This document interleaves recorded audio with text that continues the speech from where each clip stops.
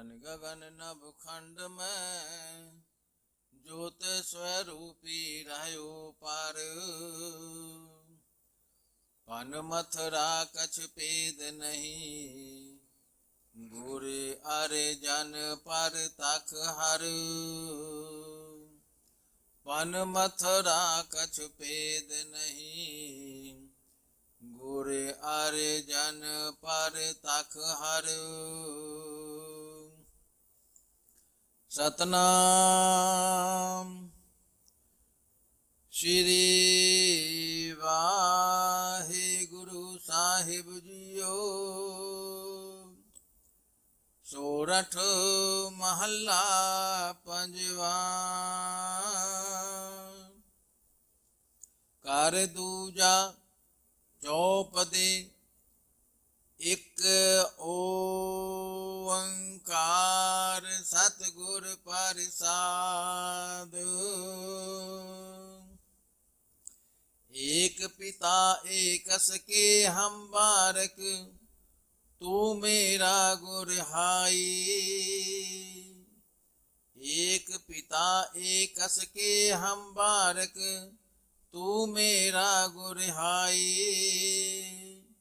सुन मीता जियो हमारा बल बल जासी हर दर्शन देहो दिखाई। सुन मीता तूरी को बल जाई यो मन तेरा पाई। राम पाप मलोवा मल मल तोवा यो मन तय को देसा। सुन मीता हो तेरी सरनाई आया प्रभु मिलो दे उपदेशा। मान की जय शरण परी जय करे सुपला मनाइया। सुन मीता जियो पिंड सब तन अर्पी जाए यो दर्शन हर जियो पाइया। पयो अनुग्रह प्रसाद संतन कै हर नामा है मीठा। जन नानक को गुर कृपा तारी सब अकुल निरंजन डीठा। पयो अनुग्रह प्रसाद संतन कै हर नामा है मीठा। जन नानक को गुर कृपा तारी सब अकुल निरंजन डीठा। वाहिगुरु जी का खालसा वाहिगुरु जी की फतेह। वाहिगुरु साहिब जी।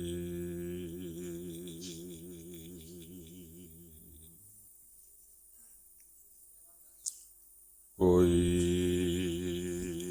पढ़ता सहसा किरता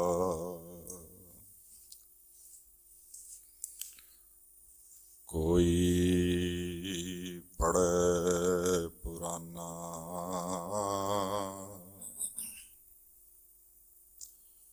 कोई पढ़ता सहसा किरता कोई पढ़े पुराना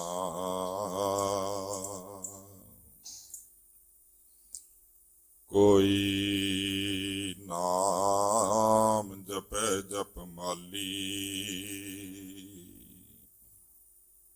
लागै तुसे ध्याना।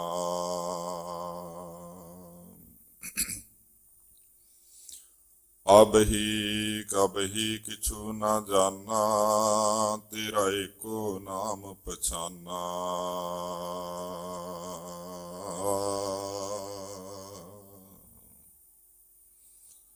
ना जाना हरे मेरी कवन गति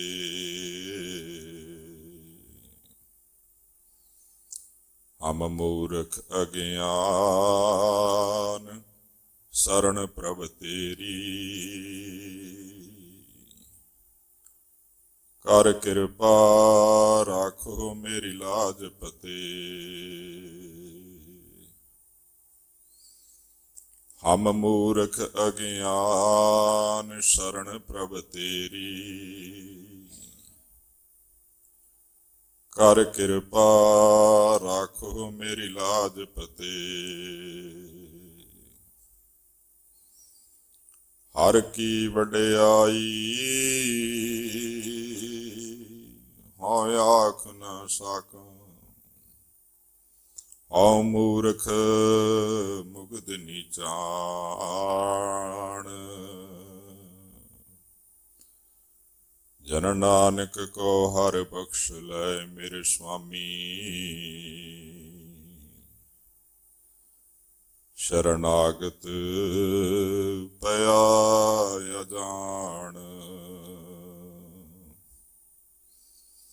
ਜਨ ਨਾਨਕ ਕੋ ਹਰਿ ਬਖਸ਼ ਲੈ ਮੇਰੇ ਸੁਆਮੀ। ਸ਼ਰਨਾਗਤ ਪਿਆ ਅਜਾਣ। ਬੇਸੁਮਾਰ ਅਥਾਹ ਅਗਨ ਤੇ ਅਤੁਲ।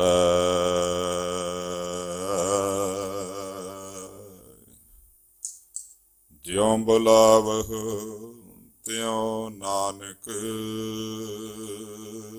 ਦਾਸ ਬੋਲੇ। ਜਿਉ ਬੁਲਾਵਹੁ ਤਿਉ ਨਾਨਕ ਦਾਸ ਬੋਲੇ। ਪਰਮ ਸਤਿਕਾਰਯੋਗ ਸਹਿਬੇ ਕਮਾਲ ਸਤਿਗੁਰੂ ਸ਼ਾਹੇ ਸ਼ਹਿਨਸ਼ਾਹ ਵਾਲੀਏ ਕੁਲ ਆਲਮ ਸਰਵਰੇ ਕਾਨਾਤ ਨੂਰੇ ਨਜ਼ਰ ਸੁੱਖਾਂ ਦੇ ਭੰਡਾਰ ਖੁਸ਼ੀਆਂ ਦੇ ਸਾਗਰ ਰਹਿਮਤਾਂ ਦੇ ਖਜ਼ਾਨੇ ਤਖਤ ਜਬਰ ਛਤਰ ਕੇ ਮਾਲਕ ਦਸਾਂ ਪਾਤਸ਼ਾਹੀਆਂ ਦੀ ਜਾਗਦੀ ਜੋ ਧੰਨ ਧੰਨ ਧੰਨ ਸਾਹਿਬ ਸ੍ਰੀ ਗੁਰੂ ਗ੍ਰੰਥ ਸਾਹਿਬ ਜੀ ਮਹਾਰਾਜ, ਤਿਨਾਂ ਦੇ ਸਜ ਰਹੇ ਪਾਵਨ ਦਰਬਾਰ ਔਰ ਸਤਿਗੁਰੂ ਕਲਗੀਧਰ ਦਸ਼ਮੇਸ਼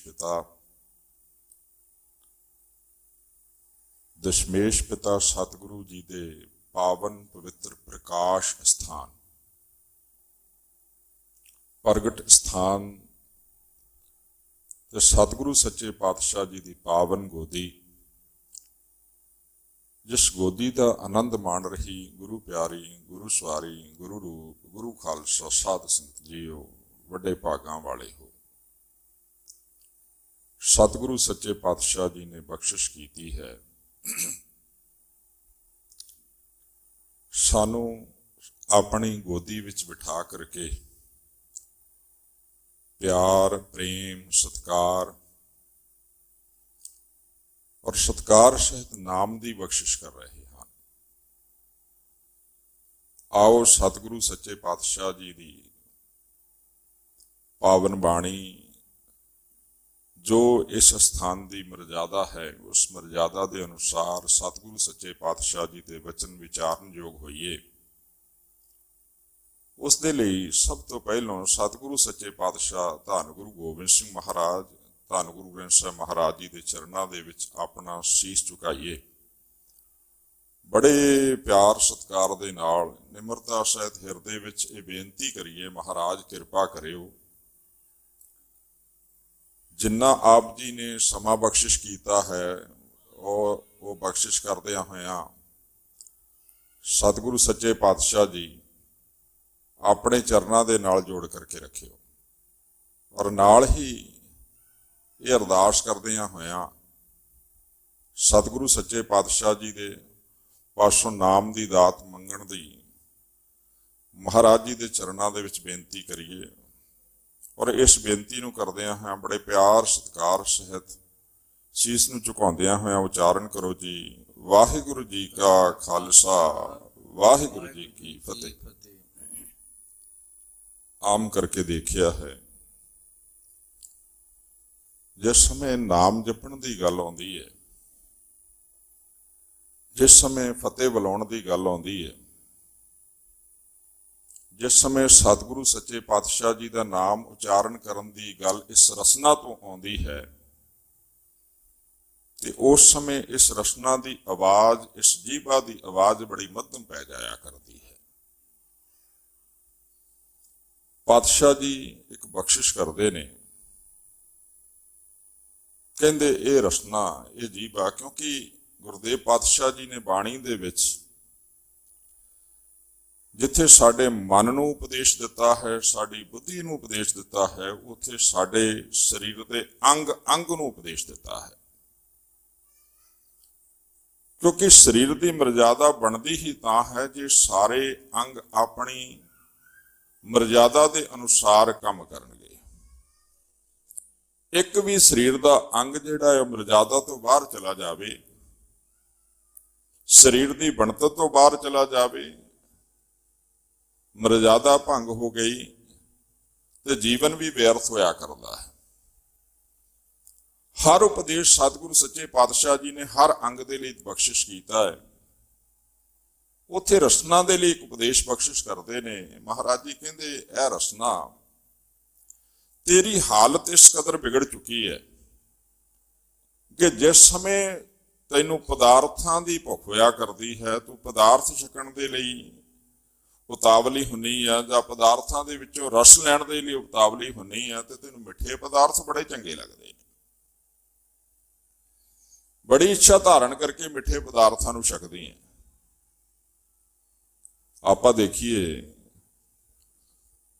ਪ੍ਰਸ਼ਾਦਾ ਪਾਣੀ ਬਣਿਆ, ਛਕਿਆ,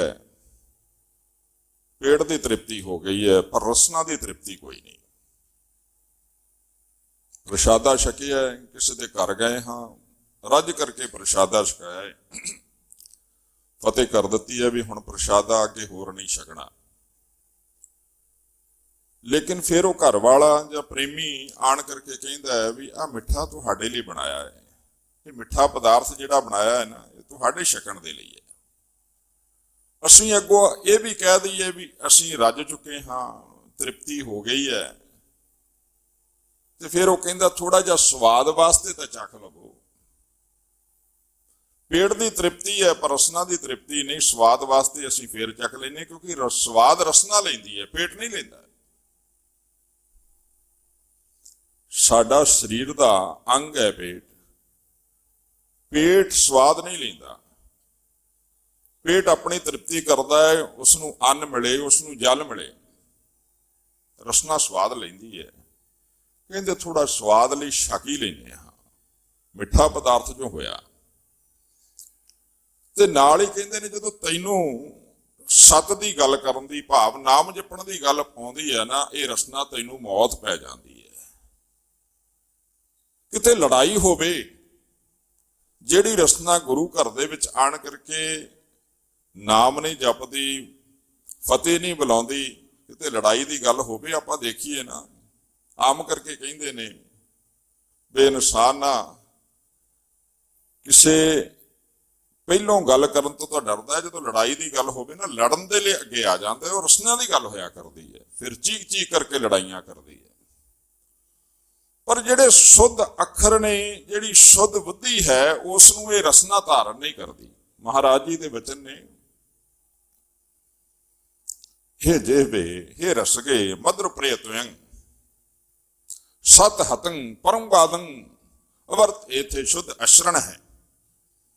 ਕਹਿੰਦੇ ਸਤ ਦਾ ਤੂੰ, ਜਦੋਂ ਸਤ ਦੀ ਗੱਲ ਹੁੰਦੀ ਹੈ ਨਾ, ਤੈਨੂੰ ਮੌਤ ਪੈ ਜਾਂਦੀ ਹੈ। ਸਤ ਹਤੰ ਪਰਮ ਬਾਦੰ, ਲੜਾਈ ਦੇ ਲਈ ਤੂੰ ਅੱਗੇ ਆ ਜਾਂਦੀ ਹੈ। ਤੇ ਸਤਿਗੁਰੂ ਸੱਚੇ ਪਾਤਸ਼ਾਹ ਜੀ ਗੁਰਬਾਣੀ ਦੇ ਵਿੱਚ ਇਹ ਵੀ ਵਚਨ ਕਰਦੇ ਨੇ, ਕਹਿੰਦੇ ਗੁਰਮੁਖਾ ਸਤ ਸੰਗਤ ਦੇ ਵਿੱਚ ਮਿਲੇ ਨਾ। ਸਾਧਾਂ ਦੀ ਸੰਗਤ ਦਾ ਲਾਭ ਹੀ ਇਹ ਹੈ ਵੀ ਇੱਥੇ ਬੈਠ ਕਰਕੇ ਸਾਧ ਸੰਗ ਹਰ ਹਰ ਨਾਮ ਚਿਤਾਰਾ, ਸਤਸੰਗਤ ਵਿੱਚ ਬੈਠ ਕਰਕੇ ਉਸ ਪਰਮੇਸ਼ਰ ਦੇ ਨਾਮ ਦਾ ਚੇਤਾ ਕਰ, ਉਸ ਦੇ ਨਾਮ ਨੂੰ ਜਪ, ਆਪਣੇ ਮੁਖ ਦੇ ਰਾਹੀਂ ਉਸ ਦਾ ਨਾਮ ਉਚਾਰਨ ਕਰ। ਪਾਤਸ਼ਾਹ ਜੀ ਕਹਿੰਦੇ ਨੇ ਸਹਿਜ ਆਨੰਦ, ਸਹਿਜ ਜਦੋਂ ਨਾਮ ਜਪੇਗਾ ਨਾ, ਸਹਿਜ ਹੋਇਆ ਕਰਦਾ ਅਡੋਲ ਆਨੰਦ। ਮੈਂ ਪਰਸੋਂ ਵੀ ਅਤੀ ਸਤਿਕਾਰਯੋਗ ਗਿਆਨੀ ਚਰਨਜੀਤ ਸਿੰਘ ਹੁਣਾਂ ਦੀ ਬੈਠਾ ਕਥਾ ਸੁਣ ਰਿਹਾ ਸੀ। ਉਹਨਾਂ ਨੇ ਆਨੰਦ ਦੀ ਗੱਲ ਕੀਤੀ ਸੀ ਵੀ ਘਣਾ ਆਨੰਦ ਕਿਵੇਂ ਪ੍ਰਾਪਤ ਹੋਇਆ ਕਰਦਾ। ਸਹਿਜ ਆਨੰਦ ਹੋਵੇ ਦਿਨ ਰਾਤੀ, ਅੰਕਰ ਭਲੋ ਹਮਾਰਾ। ਕਹਿੰਦੇ ਰਾਤ ਦਿਨ ਫਿਰ ਸਹਿਜ ਅਡੋਲ ਅਵਸਥਾ ਦੇ ਵਿੱਚ ਉਹ ਆਨੰਦ ਪ੍ਰਾਪਤ ਹੋਇਆ ਕਰਦਾ ਹੈ। ਵੈਸੇ ਤਾਂ ਆਪਾਂ ਪਦਾਰਥ ਛਕ ਲਈਏ ਆਨੰਦ ਹੈ, ਕਹਿੰਦੇ ਆਨੰਦ ਆ ਗਿਆ। ਵਸਤਰ ਪਹਿਨ ਲੈ ਸੁੰਦਰ ਦਿਖਣ ਲੱਗ ਪਿਆ, ਆਨੰਦ ਆ ਗਿਆ। ਸਤਿਗੁਰੂ ਸੱਚੇ ਪਾਤਸ਼ਾਹ ਜੀ ਕਹਿੰਦੇ ਇਹਨਾਂ ਵਸਤਰਾਂ ਦੇ ਵਿੱਚ, ਇਹਨਾਂ ਪਦਾਰਥਾਂ ਦੇ ਵਿੱਚ ਆਨੰਦ ਨਹੀਂ। ਆਨੰਦ ਆਨੰਦ ਸਭ ਕੋ ਕਹੈ, ਆਨੰਦ ਗੁਰੂ ਤੇ ਜਾਣਿਆ। ਕਹਿੰਦੇ ਅਸਲੀ ਆਨੰਦ ਤਾਂ ਗੁਰੂ ਤੋਂ ਜਾਣਿਆ ਜਾਂਦਾ ਹੈ। ਮੈਂ ਥੋੜਾ ਜਿਹਾ ਇਤਿਹਾਸ ਵੱਲ ਤੁਹਾਨੂੰ ਜੋੜਾਂ। ਇਹ ਸਥਾਨ ਹੈ ਜਿਸ ਸਥਾਨ ਤੇ ਸਤਿਗੁਰੂ ਸੱਚੇ ਪਾਤਸ਼ਾਹ ਜੀ ਨੇ ਇਸ ਧਰਤੀ ਦੇ ਉੱਪਰ ਪ੍ਰਗਟ ਹੋ ਕਰਕੇ ਦੁਨੀਆ ਦਾ ਭਲਾ ਕੀਤਾ ਹੈ। ਸਾਡੇ ਵਰਗੇ ਨਿਤਾੜਿਆਂ ਨੂੰ, ਨਿਮਾਣਿਆਂ ਨੂੰ ਪਾਤਸ਼ਾਹ ਜੀ ਨੇ ਖਾਲਸਾ, ਇੱਥੇ ਤੱਕ ਕਿ ਸਤਿਗੁਰੂ ਬਣਾ ਦਿੱਤਾ ਹੈ।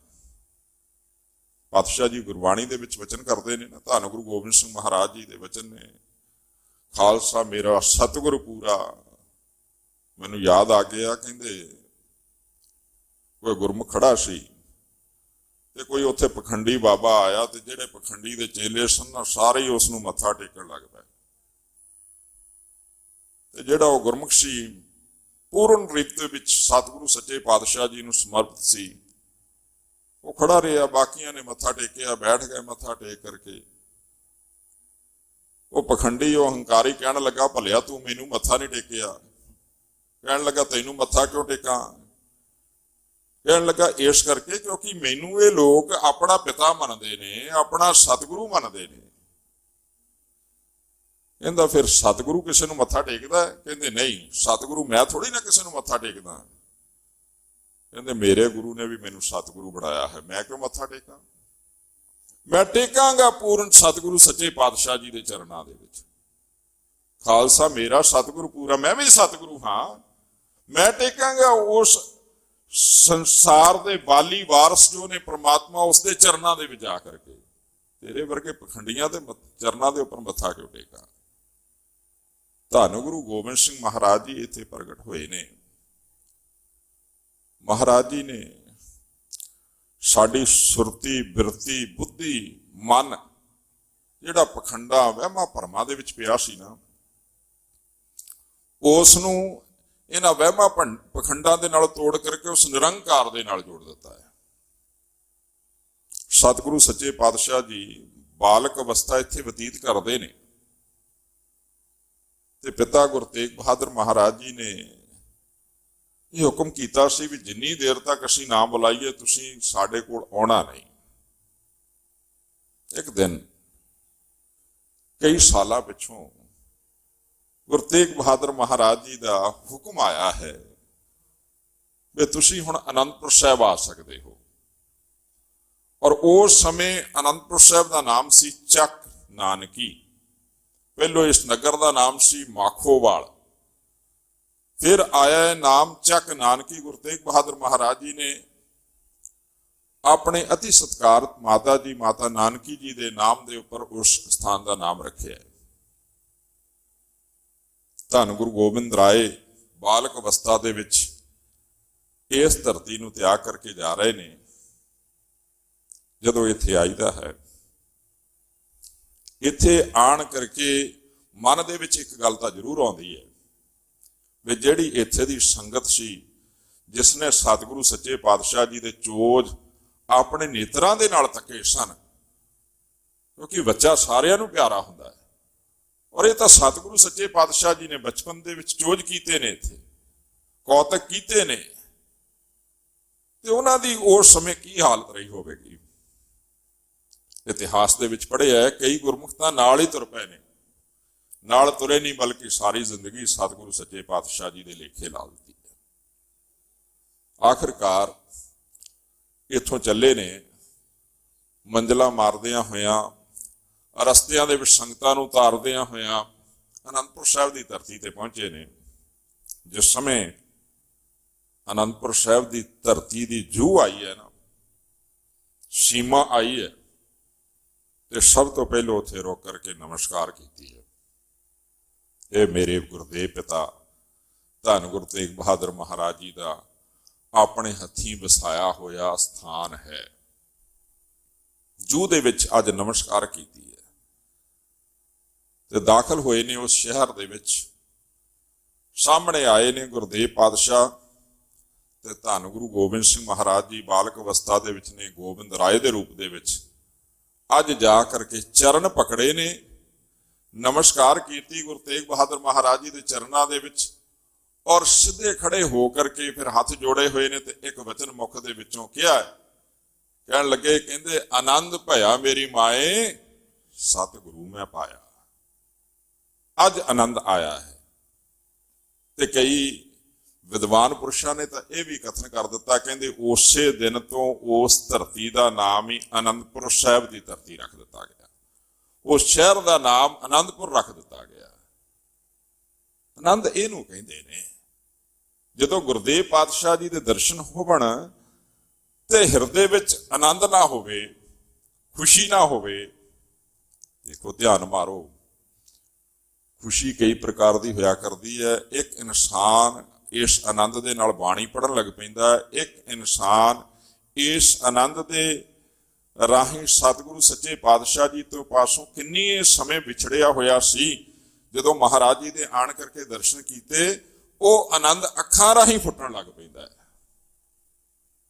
ਕਈ ਵਾਰੀ ਵਿਰਾਗ ਹੋਣ ਲੱਗ ਪੈਂਦਾ ਹੈ ਅੱਖਾਂ ਰਾਹੀਂ ਵੀ, ਇੰਨੀ ਦੇਰ ਅਜਿਹੇ ਸਤਿਗੁਰੂ ਸੱਚੇ ਪਾਤਸ਼ਾਹ ਜੀ ਤੋਂ ਵਿਛੜੇ ਰਹੇ ਹਾਂ, ਇੰਨਾ ਸਮਾਂ ਲੰਘ ਗਿਆ। ਪੂਰਬ ਕਰਮ ਅੰਕੁਰ ਜ ਪ੍ਰਗਟੇ, ਭੇਟਿਓ ਸਹਿਜ ਰਸਕ ਵੈਰਾਗੀ। ਤੇ ਉਸ ਸਮੇਂ ਸਤਿਗੁਰੂ ਸੱਚੇ ਪਾਤਸ਼ਾਹ ਜੀ ਦੀ ਪ੍ਰਾਪਤੀ ਹੋਈ, ਜਿਸ ਸਮੇਂ ਪੂਰਬਲੇ ਕਰਮ ਜਿਹੜੇ ਨੇ ਨਾ, ਅੰਕੁਰ ਕਹਿੰਦੇ ਨੇ ਅੰਗੂਰ। ਜਦੋਂ ਕੋਈ ਜ਼ਖਮ ਹੋਵੇ ਨਾ, ਜ਼ਖਮ ਥੋੜੇ ਦਿਨਾਂ ਬਾਅਦ ਠੀਕ ਹੋਣ ਲੱਗਦਾ ਹੈ ਤੇ ਉੱਤੇ ਖਰਿੰਡ ਆਉਣ ਲੱਗ ਪੈਂਦਾ ਨਾ, ਤੇ ਕਹਿੰਦੇ ਅੰਗੂਰ ਆ ਗਿਆ ਵੀ ਹੁਣ ਜ਼ਖਮ ਠੀਕ ਹੋਣ ਲੱਗ ਪਿਆ। ਜਾਂ ਕੋਈ ਦਰਖਤ ਦੇਖੀਏ, ਜਦੋਂ ਬਸੰਤ ਦੀ ਰੁੱਤ ਦੇ ਵਿੱਚ ਫੁੱਟਦੇ ਨੇ ਨਾ, ਛੋਟੀਆਂ ਛੋਟੀਆਂ ਟਾਹਣੀਆਂ ਨਿਕਲਦੀਆਂ ਨੇ, ਉਸ ਨੂੰ ਕਹਿੰਦੇ ਨੇ ਅੰਗੂਰ। ਸਾਡੇ ਵੀ ਪੂਰਬਲੇ ਕਰਮ ਫੁੱਟੇ ਨੇ। ਉਹ ਫਟਾ ਆਇਆ ਪੂਰਬਲੇ ਕਰਮਾਂ ਦਾ, ਜੋ ਸਤਿਗੁਰੂ ਸੱਚੇ ਪਾਤਸ਼ਾਹ ਜੀ ਦੇ ਚਰਨਾਂ ਦੇ ਵਿੱਚ ਮਹਾਰਾਜ ਜੀ ਦੀ ਪ੍ਰੇਮ ਭਗਤੀ ਪ੍ਰਾਪਤ ਹੋਈ ਹੈ ਇੱਥੇ ਆਣ ਕਰਕੇ। ਔਰ ਮੈਂ ਵਚਨ ਕਰਾਂ, ਆਪ ਜੀ ਨੇ ਹੁਕਮਨਾਮਾ ਸ਼ਰਵਣ ਕੀਤਾ ਹੈ, ਅੰਮ੍ਰਿਤ ਵੇਲੇ ਤੋਂ ਹੀ ਸ਼ਰਵਣ ਕਰ ਰਹੇ ਹੋ। ਹੁਣ ਗੁਰਮੁਖਾਂ ਨੇ ਆਪ ਜੀ ਨੂੰ ਸ਼ਰਵਣ ਕਰਵਾਇਆ ਹੈ। ਇਹ ਹੁਕਮਨਾਮਾ ਜਿਸ ਦੀ ਆਪਾਂ ਥੋੜੇ ਸਮੇਂ ਦੇ ਵਿੱਚ ਹੀ ਵਿਚਾਰ ਕਰਨੀ ਹੈ, ਸਤਿਗੁਰੂ ਸੱਚੇ ਪਾਤਸ਼ਾਹ ਜੀ ਦੇ, ਗੁਰੂ ਅਰਜਨ ਦੇਵ ਮਹਾਰਾਜ ਜੀ ਦੇ ਉਥਾਨਕਾ ਜਿਸ ਪ੍ਰਕਾਰ ਸੰਪਰਦਾਈ ਮਹਾਪੁਰਸ਼ਾਂ ਵੱਲੋਂ ਬਿਆਨ ਕੀਤੀ ਜਾਂਦੀ ਹੈ, ਉਹਨਾਂ ਦੇ ਅਨੁਸਾਰ ਗੁਰੂ ਅਰਜਨ ਦੇਵ ਮਹਾਰਾਜ ਜੀ ਦੇ ਦੋ ਭਰਾਤਾ, ਜੋ ਇਤਿਹਾਸ ਦੇ ਵਿੱਚ ਆਪਾਂ ਸ਼ਰਵਣ ਕਰਦੇ ਰਹਿੰਦੇ ਹਾਂ, ਵੱਡੇ ਨੇ ਪ੍ਰਿਥੀ ਚੰਦ ਤੇ ਉਹਨਾਂ ਤੋਂ ਛੋਟੇ ਨੇ ਮਹਾਦੇਵ, ਤੇ ਉਮਰ ਦੇ ਵਿੱਚ ਸਾਰਿਆਂ ਤੋਂ ਛੋਟੇ ਨੇ ਗੁਰਦੇਵ ਪਾਤਸ਼ਾਹ ਧੰਨ ਗੁਰੂ ਅਰਜਨ ਦੇਵ ਮਹਾਰਾਜ ਜੀ। ਜੋ ਪ੍ਰਿਥੀ ਚੰਦ ਦੇ ਕਹਿਣ ਦੇ ਉੱਪਰ ਭਾਈ ਮਹਾਦੇਵ ਜੀ ਉਹ ਭਟਕ ਚੁੱਕੇ ਸਨ ਆਪਣੇ ਅਸਲੀ ਮਾਰਗ ਤੋਂ, ਤੇ ਅੱਜ ਕਿਰਪਾ ਹੋਈ ਹੈ ਸਤਿਗੁਰੂ ਸੱਚੇ ਪਾਤਸ਼ਾਹ ਜੀ ਦੀ। ਅੱਜ ਚੱਲ ਕਰਕੇ ਗੁਰੂ ਅਰਜਨ ਦੇਵ ਮਹਾਰਾਜ ਜੀ ਦੇ ਚਰਨਾਂ ਦੇ ਵਿੱਚ ਆਏ ਨੇ, ਸਤਿਗੁਰੂ ਸੱਚੇ ਪਾਤਸ਼ਾਹ ਜੀ ਦੇ ਚਰਨਾਂ ਦੇ ਵਿੱਚ ਵਾਪਸ ਆ ਗਏ ਨੇ। ਭਟਕੇ ਹੋਏ ਸਨ ਪ੍ਰਿਥੀ ਚੰਦ ਦੇ ਕਹਿਣੇ ਦੇ ਉੱਪਰ। ਗੁਰੂ ਘਰ, ਗੁਰੂ ਦਰ ਗੁਰਦੇਵ ਪਾਤਸ਼ਾਹ ਜੀ ਨੂੰ ਛੱਡਿਆ ਹੋਇਆ ਸੀ, ਤੇ ਕਹਿੰਦੇ ਨੇ ਉਧਰੋਂ ਗੁਰੂ ਅਮਰਦਾਸ ਮਹਾਰਾਜ ਜੀ ਦਾ ਜੋਤੀ ਜੋਤ ਪ੍ਰਭਾ ਗਿਆ।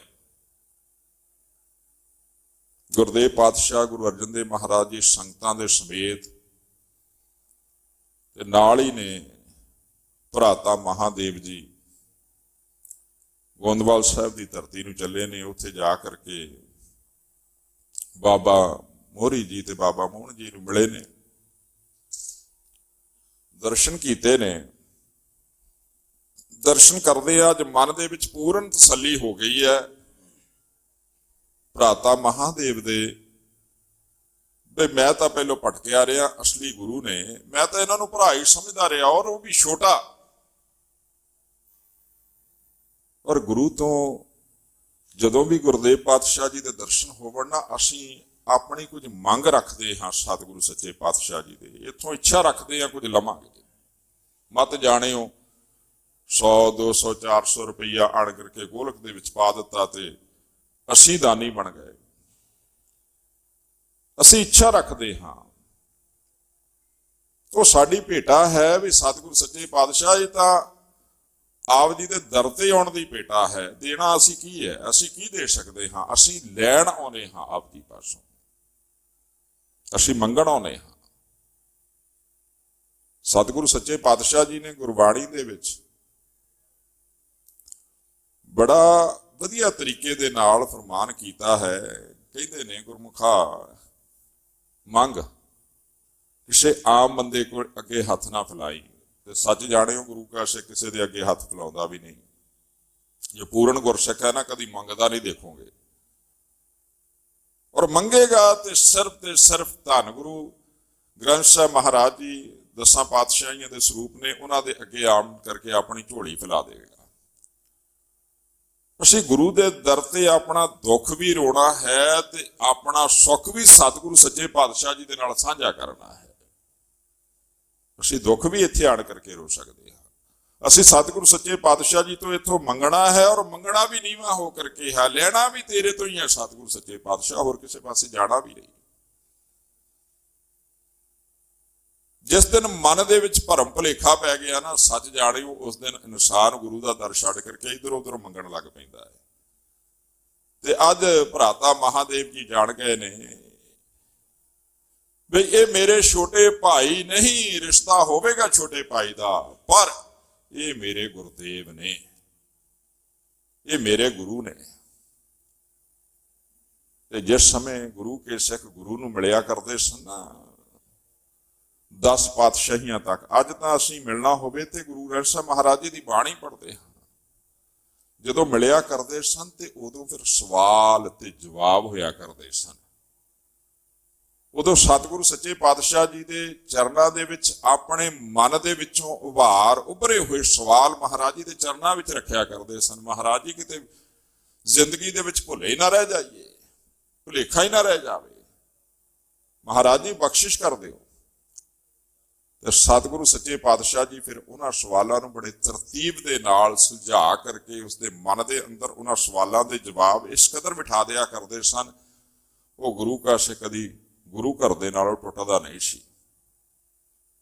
ਜੇ ਕਿਤੇ ਇਹੋ ਜਿਹੇ ਕਰਮਾਂ ਦੀ ਗੱਲ ਆ ਜਾਵੇ, ਲੇਖੇ ਦੀ ਗੱਲ ਆ ਜਾਵੇ, ਤੇ ਫਿਰ ਵੀ ਉਹਦੇ ਕਰਮ ਉਸ ਨੂੰ ਮੋੜ ਕਰਕੇ ਗੁਰੂ ਘਰ ਵੱਲ ਲੈ ਹੀ ਆਉਂਦੇ ਸਨ। ਤੇ ਇਧਰ ਭਰਾਤਾ ਮਹਾਦੇਵ ਦੇ ਪੂਰਵਲੇ ਕਰਮ ਜਿਹੜੇ ਨੇ ਉਹ ਜਾਗੇ ਨੇ, ਗੁਰੂ ਅਰਜਨ ਦੇਵ ਮਹਾਰਾਜ ਜੀ ਦੇ ਚਰਨਾਂ ਦੇ ਵਿੱਚ ਨੇ। ਤੇ ਅੱਜ ਉਹ ਪਵਿੱਤਰ ਅਸਥਾਨ ਵੀ ਹੈ ਗੋਂਦਵਾਲ ਸਾਹਿਬ ਦੀ ਧਰਤੀ। ਸੰਗਤਾਂ ਦਾ ਦੇਖਿਆ ਇਕੱਠ, ਸੰਗਤਾਂ ਆਪਣੇ ਬਲਬਲੇ ਸਤਿਗੁਰੂ ਸੱਚੇ ਪਾਤਸ਼ਾਹ ਜੀ ਦੇ ਚਰਨਾਂ ਵਿੱਚ ਰੱਖਦੀਆਂ ਨੇ। ਤੇ ਭਰਾਤਾ ਮਹਾਦੇਵ ਜੀ ਨੇ ਵੀ ਸਤਿਗੁਰੂ ਸੱਚੇ ਪਾਤਸ਼ਾਹ ਜੀ ਦੇ, ਧੰਨ ਗੁਰੂ ਅਰਜਨ ਦੇਵ ਮਹਾਰਾਜ ਜੀ ਦੇ ਸਨਮੁਖ ਆਪਣੇ ਕੁਝ ਸਵਾਲ ਰੱਖੇ। ਉਹਨਾਂ ਸਵਾਲਾਂ ਦੇ ਜਵਾਬ ਧੰਨ ਗੁਰੂ ਅਰਜਨ ਦੇਵ ਮਹਾਰਾਜ ਜੀ ਨੇ ਬੜੇ ਹੀ ਸਹਿਜ ਦੇ ਵਿੱਚ ਔਰ ਬੜੇ ਹੀ ਤਰਤੀਬਵਾਰ ਉਹ ਦਿੱਤੇ ਨੇ ਇਸ ਹੁਕਮਨਾਮੇ ਦੇ ਵਿੱਚ। ਔਰ ਇਹ ਸਵਾਲ ਸਿਰਫ ਭਰਾਤਾ ਮਹਾਦੇਵ ਜੀ ਦੇ ਨਹੀਂ, ਇਹ ਸਵਾਲ ਸਾਡੇ ਵੀ ਨੇ।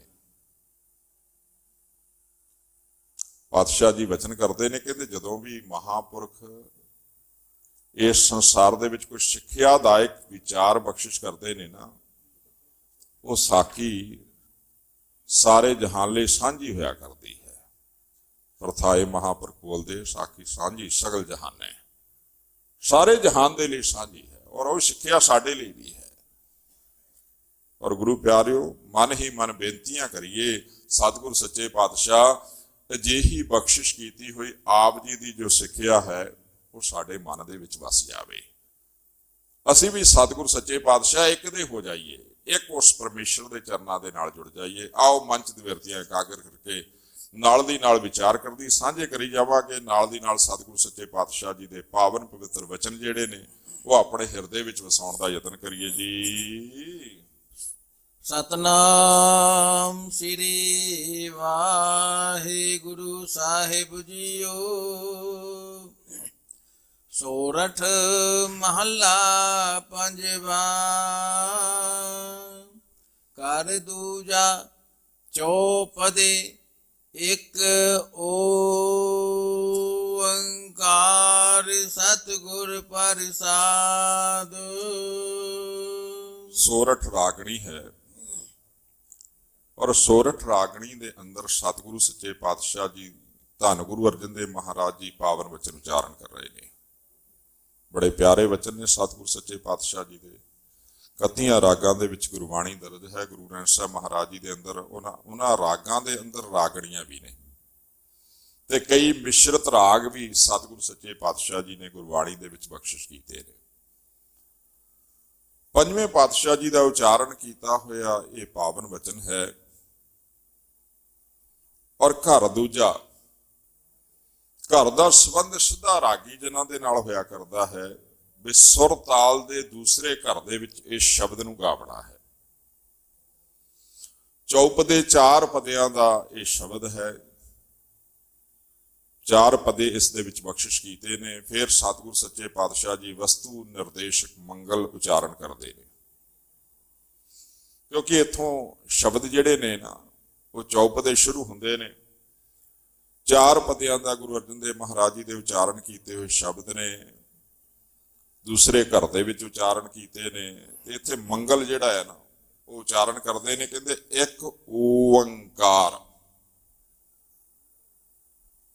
ਹੁਣ ਪਹਿਲੋਂ ਤਾਂ ਇਸ ਨੂੰ ਉਚਾਰਨ ਕਰਨ ਦਾ ਤਰੀਕਾ ਜਿਹੜਾ ਹੈ ਨਾ ਉਹ ਸਾਡੇ ਕੋਲ ਸਹੀ ਹੋਣਾ ਚਾਹੀਦਾ। ਜਦੋਂ ਸਾਡਾ ਸਹੀ ਉਚਾਰਨ ਕਰਨ ਦਾ ਤਰੀਕਾ ਹੋਵੇਗਾ ਹਰੇਕ ਗੱਲ ਦੀ ਸਮਝ ਲੱਗ ਜਾਇਆ ਕਰਦੀ ਹੈ। ਇਸ ਨੂੰ ਉਚਾਰਨ ਕਰਦੇ ਨੇ ਮਹਾਂਪੁਰਸ਼ ਸਮਝਾਇਆ ਕਰਦੇ ਸਨ ਇੱਕ ਓੰਕਾਰ। 3 ਭਾਗਾਂ ਦੇ ਵਿੱਚ ਵੰਡਿਆ ਗਿਆ। ਇੱਥੇ ਸਤਿਗੁਰੂ ਸੱਚੇ ਪਾਤਸ਼ਾਹ ਜੀ ਨੇ ਜਦੋਂ ਵੀ ਇੱਕ ਓੰਕਾਰ ਲਿਖਿਆ ਹੈ ਤੇ ਓੰਕਾਰ ਦੇ ਅੱਗੇ ਏਕਾ ਗਣਤ ਦਾ ਲਾਇਆ ਹੈ ਤੇ ਜਿਹੜਾ ਓੰਗ ਲਿਖਿਆ ਹੈ ਊੜਾ ਜਿਹੜਾ ਹੈ ਉਹ ਪੰਜਾਬੀ ਵਰਣਮਾਲਾ ਦਾ ਹੈ। ਕਾਰ ਲਾਈਨ ਖਿੱਚੀ ਹੋਈ ਹੈ। ਮੈਂ ਅਕਸਰ ਸੋਚਿਆ ਕਰਦਾ ਹਾਂ ਵੀ ਸਤਿਗੁਰੂ ਸੱਚੇ ਪਾਤਸ਼ਾਹ ਜੀ ਨੇ ਕਿੱਡੀ ਬਖਸ਼ਿਸ਼ ਕੀਤੀ ਹੈ। ਜੇ ਸਾਨੂੰ ਜੋੜਿਆ ਉਸ ਪਰਮੇਸ਼ਰ ਦੇ ਨਾਲ ਹੈ ਜੋ ਸਾਰਿਆਂ ਤੋਂ ਪਹਿਲੋਂ ਹੈ ਔਰ ਇੱਕ ਹੀ ਹੈ, ਇੱਕ ਹੀ ਹੈ, ਉਹਦੇ ਵਰਗਾ ਹੋਰ ਕੋਈ ਨਹੀਂ। ਅਦੁੱਤੀ ਕਹਿੰਦੇ ਨੇ ਉਸ ਨੂੰ, ਉਹ ਇੱਕ ਹੀ ਹੈ। ਤੇ ਜਿੰਨੇ ਵੀ ਇਸ ਸ਼ਬਦ ਦੇ ਵਿੱਚ ਵਚਨ ਜਾਂ 3 ਭਾਗ ਜਿਹੜੇ ਬਖਸ਼ਿਸ਼ ਕੀਤੇ ਨੇ ਉਹਨਾਂ ਨੂੰ ਵੀ ਪਹਿਲਾ ਹੀ ਅੱਖਰ ਵਰਤਿਆ ਹੈ। ਗਣਨ ਦਾ ਏਕਾ ਪਹਿਲਾ, ਪੰਜਾਬੀ ਵਰਣਮਾਲਾ ਦਾ ਊੜਾ ਪਹਿਲਾ, ਕਾਰ ਜਿਹੜੇ ਪੇਂਟਰ ਹੋਇਆ ਕਰਦੇ ਨੇ ਨਾ ਜਦੋਂ ਕਿਸੇ ਵੀ ਤਸਵੀਰ ਨੂੰ ਬਣਾਉਣ ਦਾ ਯਤਨ ਕਰਦੇ ਨੇ ਪਹਿਲੋਂ ਉਹ ਇੱਕ ਲਾਈਨ ਹੀ ਖਿੱਚਦੇ ਨੇ, ਉਸ ਨੂੰ ਕਹਿੰਦੇ ਨੇ ਕਾਰ। ਦੇ ਕੇ ਚੌਕਾ ਕੱਢੀ ਕਾਰ, ਇਰਦ ਗਿਰਦ ਘੇਰਾ ਬਣਾ ਦੇਣਾ। ਉਹ ਪ੍ਰਮਾਤਮਾ ਇੱਕ ਹੈ। ਜੇ ਆਪਾਂ ਗੁਰਬਾਣੀ ਦੇ ਵਿੱਚੋਂ ਲਈਏ ਸਤਿਗੁਰ ਸੱਚੇ ਪਾਤਸ਼ਾਹ ਜੀ ਕਹਿੰਦੇ ਸਾਹਿਬ ਮੇਰਾ ਏਕੋ ਹੈ ਭਾਈ ਏਕੋ ਹੈ। ਮੇਰਾ ਮਾਲਕ ਤਾਂ ਇੱਕ ਹੈ। ਰੋਜ਼ਾਨਾ ਪੜ੍ਹਦੇ ਆ ਨਾ ਜਪਜੀ ਸਾਹਿਬ ਦੇ ਅੰਦਰ ਸਭਨਾ ਜੀਆਂ ਕਾ ਇੱਕ ਦਾਤਾ ਸੋ ਮੈਂ ਵਿਸਰ ਨਾ ਜਾਈ। ਫਿਰ ਸਤਿਗੁਰੂ ਸੱਚੇ ਪਾਤਸ਼ਾਹ ਜੀ ਹੋਰ ਕਹਿੰਦੇ ਨੇ ਦ੍ਰਿੜ ਕਰਵਾਉਂਦੇ ਨੇ, ਪੱਕਿਆਂ ਕਰਵਾਉਂਦੇ ਨੇ, ਕਿਤੇ ਭੁੱਲ ਨਾ ਜਾਵੀਂ। ਐਵੇਂ ਪੱਥਰਾਂ ਨੂੰ ਨਾ ਪੂਜਦਾ ਫਰੀ, ਐਵੇਂ ਮੜੀਆਂ ਮਸਾਣਾਂ ਨੂੰ ਨਾ ਪੂਜਦਾ ਫਰੀ। ਸਤਿਗੁਰੂ ਸੱਚੇ ਪਾਤਸ਼ਾਹ ਜੀ ਕਹਿੰਦੇ ਸਭ ਜਗ ਫਿਰ ਮੈਂ ਦੇਖਿਆ ਹਰ ਇੱਕੋ ਦਾਤਾ। ਸਾਰਾ ਜਗਤ ਘੁੰਮ ਕਰਕੇ ਦੇਖ ਲਿਆ ਹੈ, ਸਾਰਾ ਜਗਤ ਘੁੰਮ ਕਰਕੇ ਦੇਖ ਲਿਆ ਹੈ। ਸਾਰੇ ਜਗਤ ਦੇ ਵਿੱਚ ਇੱਕੋ ਹੀ ਦਾਤਾ ਦੇਣ ਵਾਲਾ ਦਾਤਾ ਹੈ। ਦਾਤ ਮੰਗਣੀ ਹੈ, ਉਸ ਦਾਤੇ ਤੋਂ ਮੰਗ ਜਿਹੜਾ ਇੱਕ ਹੈ, ਜਿਹਦੇ ਵਰਗਾ ਹੋਰ ਕੋਈ ਨਹੀਂ। ਹਰ ਇੱਕੋ ਦਾਤਾ ਸੇਵੀ ਹੈ, ਹਰ ਇੱਕ ਧਿਆਈ ਹੈ, ਹਰ ਇੱਕੋ ਪਾਸੋਂ ਮੰਗੀ ਹੈ, ਮਨ ਚੰਦਿਆ ਪਾਈ ਹੈ। ਜੇ ਦੂਜੇ ਪਾਸੋਂ ਮੰਗੀ ਹੈ ਤਾਂ ਲਾਜ ਮਰਾਈ ਹੈ। ਕਹਿੰਦੇ ਜੇ ਦੂਸਰੇ ਪਾਸੋਂ ਮੰਗਣਾ ਪੈ ਜਾਵੇ ਤਾਂ ਸ਼ਰਮ ਨਾਲ ਮਰ ਜਾਣਾ ਚਾਹੀਦਾ ਹੈ। ਲਾਜ ਸ਼ਬਦ ਹੈ ਸ਼ਰਮ। ਕਹਿੰਦੇ ਫਿਰ ਉਹ ਸ਼ਰਮ ਨਾਲ ਮਰਨਾ ਵੀ ਉਸ ਤੋਂ ਬੱਤਰ ਹੈ ਜੇ ਹੋਰ ਕਿਸੇ ਪਾਸੋਂ ਮੰਗਣ ਚਲ ਗਿਆ। ਉਹ ਇੱਕ ਹੈ, ਉਹਦੇ ਵਰਗਾ ਹੋਰ ਕੋਈ ਨਹੀਂ। ਇੱਕ ਓੰਗ, ਉਹ ਪਰਮੇਸ਼ਰ ਦਾ ਨਾਮ ਹੈ ਨਾ, ਓੰਗ ਸਾਰਿਆਂ ਦੇ ਹਿਰਦੇ ਨੂੰ ਪ੍ਰਕਾਸ਼ਿਤ ਕਰਨ ਵਾਲਾ ਹੈ। ਕਿਹਨੂੰ ਨਹੀਂ ਬੁੱਧੀ ਬਖਸ਼ਿਸ਼ ਕੀਤੀ, ਕਿਹਨੂੰ ਨਹੀਂ ਮਨ ਬਖਸ਼ਿਸ਼ ਕੀਤਾ। ਇਹਦੇ ਅੰਦਰ, ਮਨ ਦੇ ਅੰਦਰ ਹੀ ਅਹੰਕਾਰ ਬੈਠਾ ਹੋਇਆ ਹੈ, ਬੁੱਧੀ ਦੇ ਅੰਦਰ ਹੀ ਅਹੰਕਾਰ ਬੈਠਾ ਹੋਇਆ ਹੈ। ਤੇ ਸੱਚ ਜਾਣਿਓ, ਜਿਸ ਨੇ ਉਸ ਨੂੰ ਪਛਾਣ ਲਿਆ ਨਾ, ਹੰਕਾਰ ਨੂੰ, ਮਾਣ ਨੂੰ, ਜਿਸ ਨੇ ਉਸ ਨਿਰੰਕਾਰ ਨੂੰ ਹਿਰਦੇ ਵਿੱਚ ਵਸਾ ਲਿਆ। ਜੰਗਲ ਦੇ ਵਿੱਚ ਨਾ ਕਈ ਵਾਰੀ ਜਦੋਂ ਠੰਡ ਜ਼ਿਆਦੀ ਪੈਂਦੀ ਹੈ, ਬਰਫ਼ ਜੰਮ ਜਾਂਦੀ ਹੈ, ਜਿਹੜੇ ਪਹਾੜੀ ਏਰੀਏ ਹੁੰਦੇ ਨੇ। ਉਸ ਜੰਮੀ ਹੋਈ ਬਰਫ਼ ਦੇ ਟੁਕੜੇ ਨੂੰ ਜੋ ਪੱਕ ਜਾਇਆ ਕਰਦੀ ਹੈ, ਵਿਦੇਸ਼ ਵਿੱਚ ਜਾਓ ਨਾ, ਬਾਹਰਲੇ ਕੰਟਰੀਆਂ ਦੇ ਵਿੱਚ ਜਿੱਥੇ ਸਨੋ ਪੈਂਦੀ ਹੈ, ਬਰਫ਼ ਪੈਂਦੀ ਹੈ, ਉੱਥੇ ਸਨੋ ਪੈਣ ਤੋਂ ਪਹਿਲਾਂ ਜਦੋਂ ਮੌਸਮ ਦੇਖਦੇ ਨੇ, ਵੀ ਵੈਦਰ ਦੇਖਦੇ ਨੇ, ਸਹੀ ਨਹੀਂ ਨਾ, ਇੱਕ ਦਿਨ ਪਹਿਲਾਂ ਵੀ ਅੱਜ ਕੱਲ੍ਹ ਨੂੰ ਬਰਫ਼ ਪੈਣ ਵਾਲੀ, ਸਨੋ ਪੈਣ ਵਾਲੀ ਹੈ, ਤਾਂ ਉਦੋਂ ਨਮਕ ਸਾਰੀਆਂ ਸੜਕਾਂ ਤੇ ਖਿਲਾਰ ਦਿੰਦੇ ਨੇ ਵੀ ਨਮਕ ਦੇ ਨਾਲ ਜਿਹੜੀ ਸਨੋ ਪਏਗੀ ਉਹ ਢਲ ਜਾਵੇਗੀ। ਜੇ ਨਹੀਂ ਢਲੀ, ਜਿਹੜੀ ਪਈ ਹੋਈ ਆ, ਉਸ ਨੂੰ ਫਿਰ ਗੱਡੀਆਂ ਦੇ ਨਾਲ ਸਾਫ਼ ਕਰਦੇ ਨੇ। ਜੇ ਨਾ ਸਾਫ਼ ਕਰਨ, ਹੌਲੀ ਹੌਲੀ ਸੜਕਾਂ ਦੇ ਉੱਪਰ ਉਹ ਪੱਕ ਜਾਇਆ ਕਰਦੀ ਹੈ। ਜਦੋਂ ਪੱਕਦੀ ਹੈ ਫਿਰ ਉਹਦੇ ਉੱਪਰ ਗੱਡੀਆਂ ਸਲਿੱਪ ਕਰਦੀਆਂ ਨੇ, ਐਕਸੀਡੈਂਟ ਵਾਲੇ ਹੁੰਦੇ ਨੇ, ਗੱਡੀ ਚੱਲਦੀ ਕੋਈ ਨਹੀਂ। ਇਸੇ ਪ੍ਰਕਾਰ ਜੰਗਲ ਦੇ ਵਿੱਚ ਜਦੋਂ ਸਨੋ ਪਈ ਤੇ ਪੱਕ ਗਈ, ਉਹਦੇ ਵਿੱਚੋਂ ਆਪਣਾ ਇਨਸਾਨ ਮੂੰਹ ਵੀ, ਮੁਖੜਾ ਵੀ ਦੇਖ ਸਕਦਾ ਹੈ। ਇਹੋ ਜਿਹੀ ਪੱਕੀ ਹੋਈ ਸਨੋ ਦੇ ਵਿੱਚੋਂ, ਬਰਫ਼ ਦੇ ਵਿੱਚੋਂ ਆਪਣਾ ਮੁਖ ਵੀ ਦੇਖ ਪੈਂਦਾ ਹੈ। ਤੇ ਹੁਣ ਉਸ ਪੱਕੀ ਹੋਈ ਬਰਫ਼ ਨੂੰ ਕਹਿੰਦੇ ਨੇ ਮਦਾਦ ਕਹਿੰਦੇ ਨੇ ਉਸ ਨੂੰ। ਤੇ ਉਸ ਦੇ ਹਿਰਦੇ ਵਿੱਚ ਆਇਆ, ਉਸ ਨੂੰ ਕਿਸੇ ਨੇ ਜਾ ਕਰਕੇ ਪੁੱਛਿਆ ਵੀ ਤੇਰੀ ਇੱਛਾ ਕੀ ਹੈ? ਕਹਿਣ ਲੱਗੇ ਮੇਰੇ ਹਿਰਦੇ ਦੇ ਵਿੱਚ ਹੈ ਕਿ ਇਸ ਜੰਗਲ ਦਾ ਰਾਜਾ ਆਣ ਕਰਕੇ ਮੈਨੂੰ ਆਪਣੇ ਦਰਸ਼ਨ ਦੇਵੇ। ਕਹਿੰਦੇ ਜੰਗਲ ਦੇ ਰਾਜੇ ਮੋਰ ਨੇ ਆਣ ਕਰਕੇ ਦਰਸ਼ਨ ਦਿੱਤੇ, ਤੇ ਹੁਣ ਮਨ ਦੇ ਵਿੱਚ ਆਇਆ ਵੀ ਇਹ ਪਹਿਲ ਪਾਵੇ। ਉਸਨੇ ਪਹਿਲ ਪਾਈ, ਉਧਰੋਂ ਧੁੱਪ ਨਿਕਲੀ ਹੋਈ ਸੀ, ਮੋਰ ਪਹਿਲ ਪਾਉਂਦਾ ਹੀ ਧੁੱਪ ਨਿਕਲੀ ਤੇ ਹੈ, ਜਾਂ ਅਸਮਾਨ ਦੇ ਵਿੱਚ ਬੱਦਲ ਛਾਏ ਹੋਣ ਤੇ ਇੰਦਰ ਧਨੁਸ਼ ਬਣਿਆ ਹੋਵੇ, ਜਿਸ ਨੂੰ ਪੰਜਾਬੀ ਦੇ ਵਿੱਚ ਕਹਿੰਦੇ ਨੇ ਪੀਂਗ ਪੈ ਗਈ। ਇੰਦਰ ਧਨੁਸ਼ ਬਣਿਆ ਹੋਵੇ, ਇੱਕ ਪਾਸਿਓਂ ਸੂਰਜ ਦੀਆਂ ਕਿਰਨਾਂ ਪੈ ਰਹੀਆਂ ਹੁੰਦੀਆਂ ਨੇ, ਇੱਕ ਪਾਸੇ ਬੱਦਲ ਹੁੰਦਾ ਹੈ, ਤੇ ਉਧਰ ਇੰਦਰ ਧਨੁਸ਼ ਬਣ ਜਾਂਦਾ ਹੈ ਮੀਂਹ ਤੋਂ ਬਾਅਦ। ਤੇ ਸੱਚ ਜਾਣੀਓ, ਜਦੋਂ ਕਿਰਨਾਂ ਸੂਰਜ ਦੀਆਂ ਉਸ ਬਰਫ਼ ਤੇ ਪਈਆਂ, ਉਹ ਪਿਘਲ ਗਈਆਂ। ਉਹ ਬਰਫ਼ ਪਿਘਲ ਗਈ ਤੇ ਉਸ ਬਰਫ਼ ਨੂੰ ਮੋਰ ਨੇ ਆਪਣੀ ਚੁੰਝ ਦੇ ਨਾਲ ਪਾਣੀ ਰੂਪ ਦੇ ਵਿੱਚ ਅੰਦਰ ਲੰਘਾ ਲਿਆ ਹੈ। ਸੱਚ ਜਾਣੀ ਗੁਰੂ ਕੇ ਸਿੱਖਾ, ਜਿੱਦਣ ਤੂੰ ਉਸ ਬਿਰਤੀ ਨੂੰ ਸਮਝ ਗਿਆ, ਜਿੱਦਣ ਤੂੰ ਦਰਸ਼ਨ ਕਰਕੇ ਪਿਘਲ ਗਿਆ, ਜਿੱਦਣ ਤੇਰੇ ਹਿਰਦੇ ਦੇ ਵਿੱਚ ਇਹ ਸਰੂਪ ਨੇ ਆਪਣਾ ਘਰ ਬਣਾ ਲਿਆ, ਤੈਨੂੰ ਆਪਣੇ ਵਿੱਚ ਹੀ ਭੇਦ ਕਰ ਲਵੇਗਾ। ਮੋਰ ਨੇ ਉਸ ਜਲ ਨੂੰ ਆਪਣੇ ਵਿੱਚ ਭੇਦ ਕੀਤਾ, ਤੈਨੂੰ ਸਤਿਗੁਰੂ ਸੱਚੇ ਪਾਤਸ਼ਾਹ ਜੀ ਆਪਣੇ ਵਿੱਚ ਭੇਦ ਕਰ ਲੈਣਗੇ। ਅਜਿਹੇ ਨੇ ਹਿਰਦਿਆਂ ਵਿੱਚ, ਸਾਰਿਆਂ ਦੇ ਪ੍ਰਕਾਸ਼ ਕਰਦੇ ਨੇ, ਸਾਰਿਆਂ ਦੇ ਵਿੱਚ ਗਿਆਨ ਦਾ ਪ੍ਰਕਾਸ਼ ਸਾਰਿਆਂ ਹਿਰਦਿਆਂ ਵਿੱਚ ਦਿੰਦੇ ਨੇ, ਪਰ ਕੋਈ ਵਰਤ ਲੈਂਦਾ, ਕੋਈ ਨਹੀਂ ਵਰਤਦਾ। ਸਾਰਿਆਂ ਦੇ ਹਿਰਦੇ ਵਿੱਚ ਗਿਆਨ ਦਾ ਪ੍ਰਕਾਸ਼ ਕਰਨ ਵਾਲੇ ਨੇ ਅਜਿਹੇ ਮੇਰੇ ਅਕਾਲ ਪੁਰਖ ਪ੍ਰਮਾਤਮਾ ਨੇ, ਇੱਕੋ ਇੱਕ ਨੇ, ਸਤਿਗੁਰ। ਉਹ ਸਤ ਨੇ, ਸਤ ਚਿਤ ਆਨੰਦ ਸਰੂਪ ਨੇ। ਪ੍ਰਸਾਦ ਕਹਿੰਦੇ ਅਜਿਹੇ ਗੁਰੂ ਦੀ, ਅਜਿਹੇ ਪ੍ਰਮਾਤਮਾ ਦੀ ਪ੍ਰਾਪਤੀ ਸੱਚੇ ਗੁਰੂ ਦੁਆਰਾ ਹੋਇਆ ਕਰਦੀ ਹੈ। ਸੱਚਾ ਗੁਰੂ ਬਖਸ਼ਿਸ਼ ਕਰ ਦੇਵੇ। ਅਜਿਹੇ ਪ੍ਰਮਾਤਮਾ ਜੋ ਇੱਕ ਹੈ, ਉਹਦੇ ਨਾਲ ਮੇਲ, ਇਨਸਾਨ ਦਾ ਮਿਲਾਪ ਬਖਸ਼ਿਸ਼ ਹੋ ਜਾਇਆ ਕਰਦਾ ਹੈ ਉਸ ਗੁਰੂਦੇਵ ਪਾਤਸ਼ਾਹ ਜੀ ਦੀ ਰਹਿਮਤ ਦੁਆਰਾ, ਕਿਉਂਕਿ ਗੁਰੂ ਮਿਲਾਉਂਦਾ ਹੈ ਉਸ ਨਿਰੰਕਾਰ ਨੂੰ। ਗੁਰੂ ਦਾ ਕਾਰਜ ਹੈ।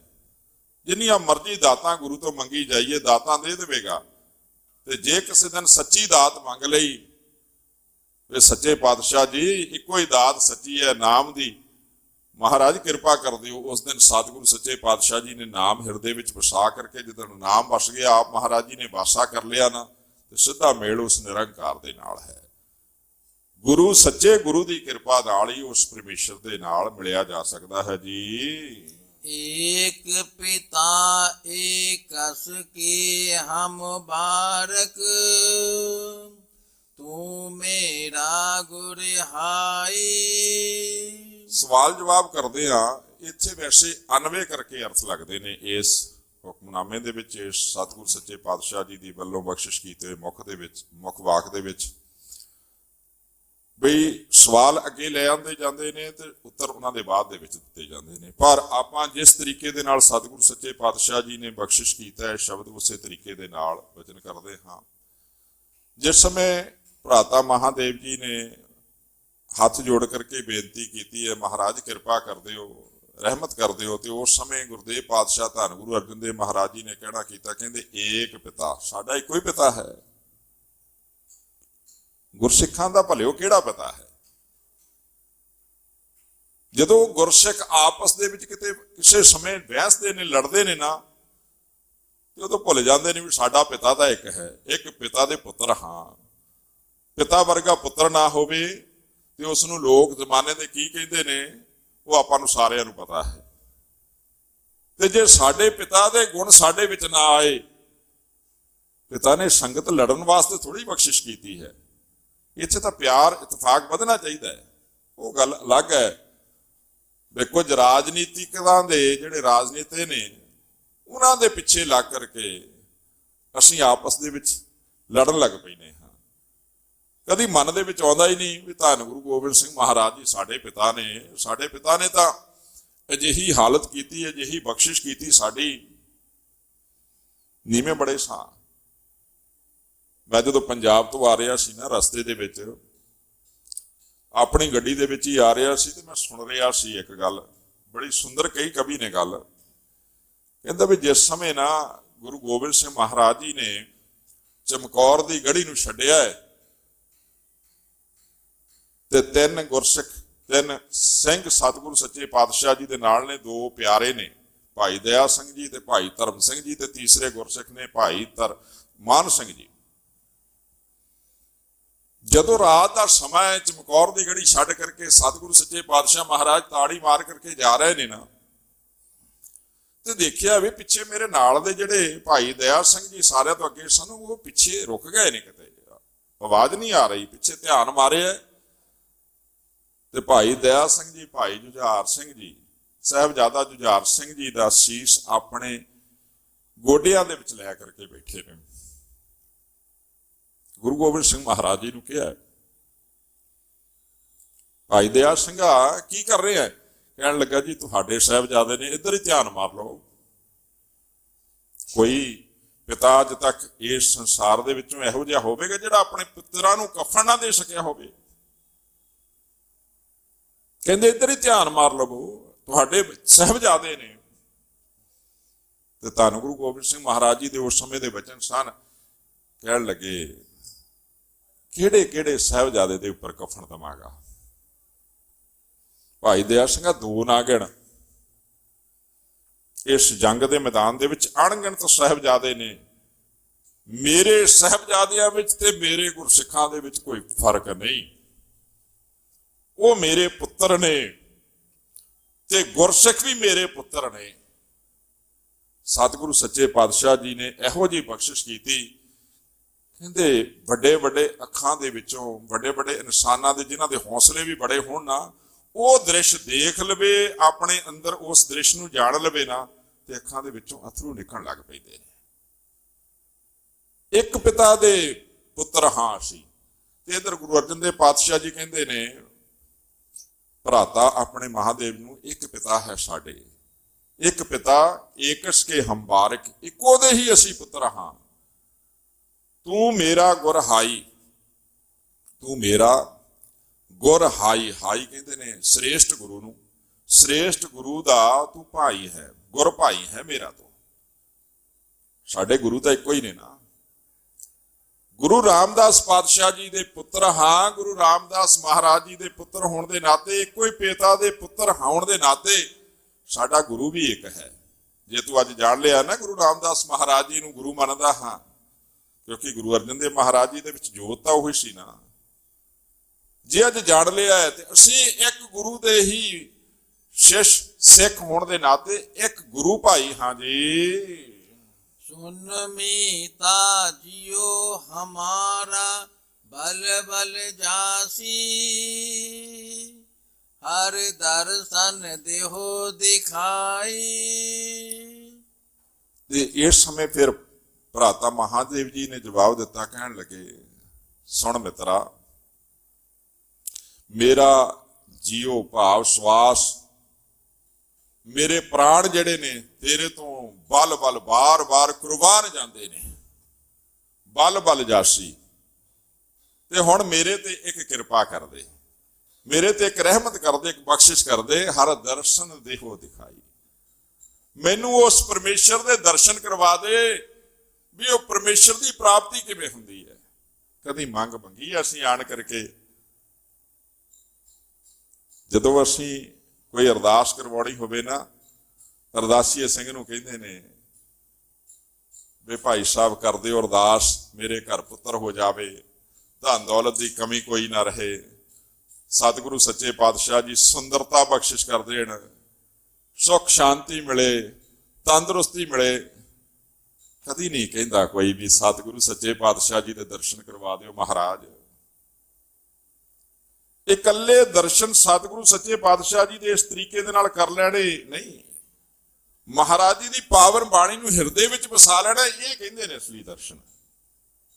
ਬਚਨ ਇੱਕ ਇੱਕ ਹਿਰਦੇ ਵਿੱਚ ਵਸਿਆ ਹੋਵੇ ਮਹਾਰਾਜ ਜੀ ਦਾ, ਇਹਨੂੰ ਕਹਿੰਦੇ ਨੇ ਦਰਸ਼ਨ।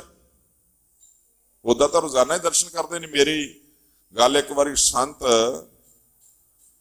ਰਾਮਪੁਰ ਖੇੜੇ ਵਾਲੇ ਸੰਤ ਬਾਬਾ ਸੇਵਾ ਸਿੰਘ ਜੀ ਦੇ ਨਾਲ ਹੋਈ। ਉਹਨਾਂ ਦੇ ਸੇਵਾਦਾਰ ਬੈਠੇ ਸਨ, ਕਹਿੰਦੇ ਪਿੰਡਾਂ ਦੇ ਵਿੱਚ ਅਸੀਂ ਪ੍ਰਚਾਰ ਕਰਨ ਜਾਂਦੇ ਹਾਂ। ਮੈਂ ਕਿਹਾ ਠੀਕ ਹੈ।